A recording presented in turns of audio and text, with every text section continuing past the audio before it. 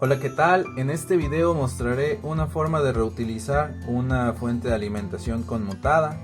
Esta era una fuente de Nintendo Wii, la cual nos daba a su salida 12 volts y podía darnos hasta 3.7 amperes.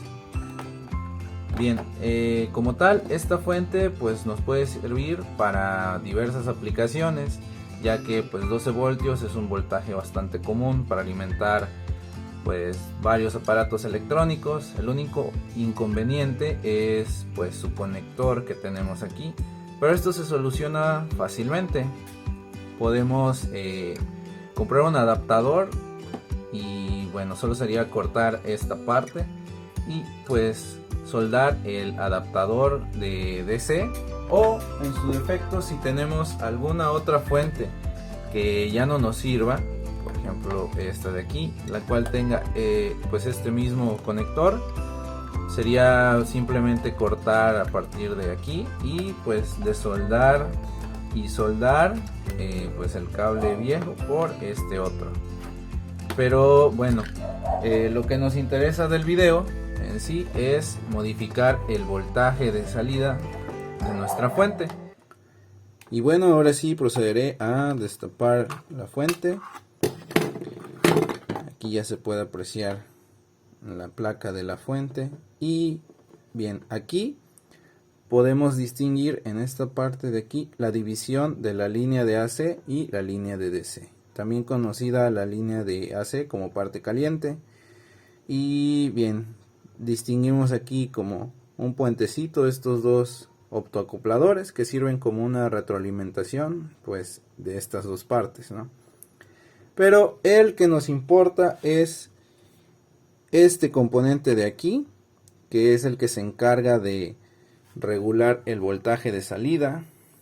No se aprecia muy bien el número de componente, pero aquí dice 103 IW. El datasheet lo he encontrado como TSM 103. A continuación observamos el datasheet u hoja de datos del TSM 103, el cual es un amplificador operacional que contiene un voltaje de referencia interno. Aquí podemos apreciar en este diagrama que tenemos lo que es pues los pines del integrado. Podemos notar que el voltaje de referencia, el cual es de 2.5 volts, está conectado directamente a la entrada no inversora del amplificador operacional 1. Con esto nos damos pues más o menos una idea de cómo estará funcionando. Va a estar comparando el voltaje de la entrada inversora con el voltaje de la entrada no inversora, el cual pues es un voltaje fijo de 2.5 volts.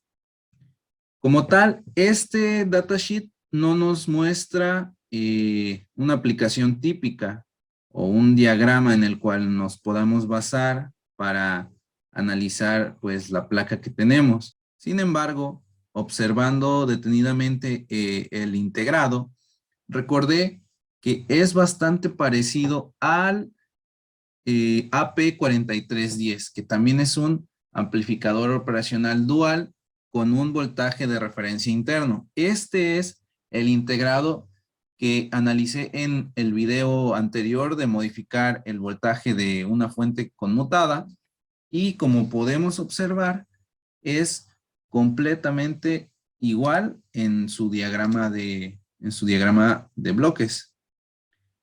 También contiene aquí el voltaje de referencia interno, que también es de 2.5 volts.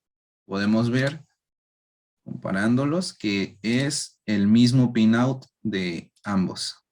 Afortunadamente, este datasheet del AP4310 sí cuenta con una aplicación típica en la cual podemos basarnos para analizar el circuito y así decidir qué es lo que vamos a modificar.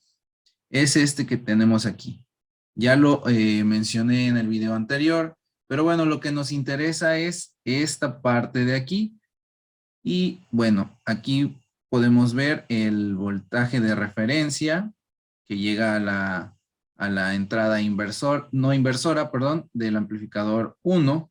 Y en la entrada inversora vemos que va conectada a estas dos resistencias, a R7 y a R8, las cuales están conectadas a modo de divisor de voltaje. Y es aquí donde se genera la muestra, o bueno, donde está la muestra para comparar pues estos dos voltajes. Entonces, una vez entendido esto, si nosotros modificamos el valor de resistencia de R7, pues cambiará el voltaje de salida que tenemos, ya que pues el voltaje que tendremos en este punto va a ser diferente y de esa forma, bueno, se va a comparar con el voltaje de 2.5 y así tendremos la variación de voltaje a la salida. Lo que yo haré entonces es quitar esta resistencia de la placa y en lugar de ella agregar un potenciómetro. Lo que sigue ahora es identificar las resistencias mencionadas anteriormente, R7 y R8, las cuales tienen un punto en común que va conectado al pin 2 o a la compuerta inversora del amplificador operacional. Y vamos a sustituir R7 por un potenciómetro. En este caso tengo ya soldados unos cables a este potenciómetro, a un extremo y al centro. Es un potenciómetro de 50 kiloohmios. Este utilizaré para sustituir la resistencia mencionada.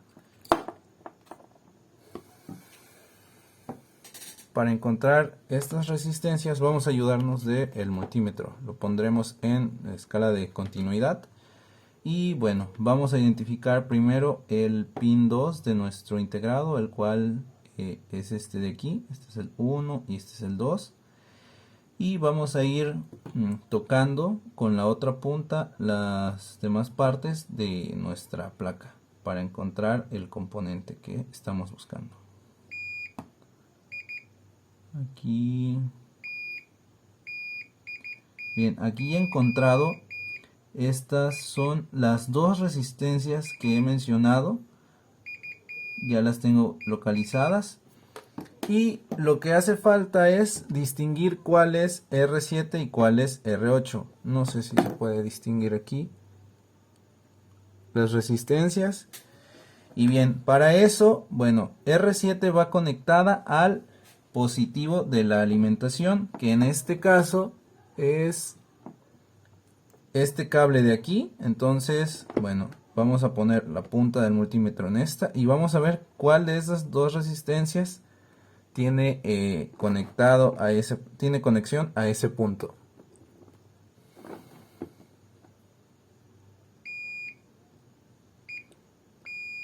Bueno, ya la identifiqué, es esta de aquí. Entonces esta es la resistencia que estaré cambiando. Para comprobar la otra, bueno, pongo en el negativo una punta del multímetro y tengo que tocar esta resistencia y me tiene que dar continuidad. Y como podemos observar, es correcto eso. Entonces, la que estaré cambiando es esta de aquí. Para comprobar si el valor del potenciómetro funcionará, basta con revisar el código que tienen las resistencias.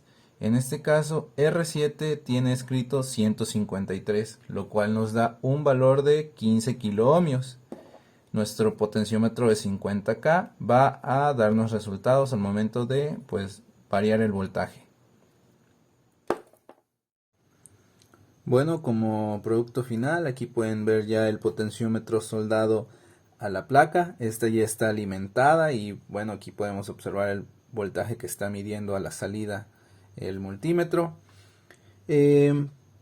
Para ajustar el potenciómetro yo recomiendo iniciar con la resistencia que tenía la placa, la original que tenía, pues para que nos dé, por ejemplo, en este caso la fuente era de 12 volts y puedes observarse que está dando los 12 volts, ya que el potenciómetro lo ajusté a aproximadamente los 15 kiloohmios que tenía la resistencia que retiré. Y bueno, vamos con la prueba. Podemos observar que si empiezo a mover, va a empezar a variar el voltaje. Ahí ya empezó a bajar. Ahí sigue bajando.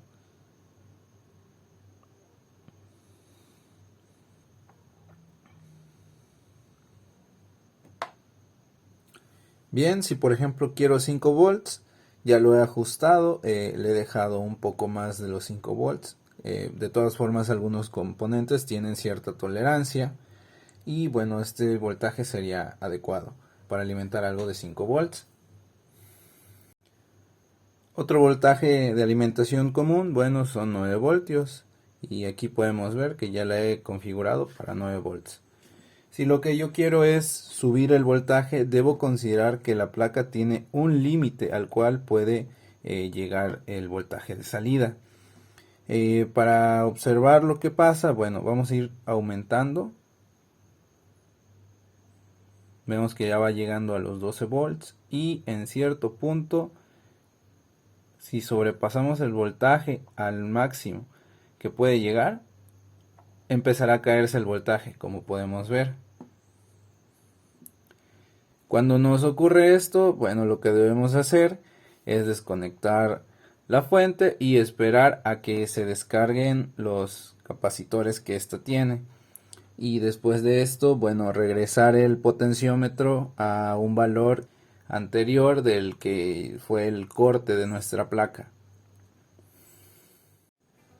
Bueno, eso es básicamente todo. Ya por último, si ya tienen un voltaje al que quieren dejar la placa, en este caso podría ser 9 volts, lo que deben hacer es, bueno, pues volver a soltar una resistencia en donde quitamos la anterior que tenía. Y bueno, lo que haremos será desoldar el potenciómetro, estos dos cables que tenemos aquí, y medir la resistencia en esos terminales. De esta forma ya sabremos el valor de la resistencia que debemos soldar en el lugar del anterior. Con eso pues ya tendremos nuestra placa funcionando a un voltaje definido y constante.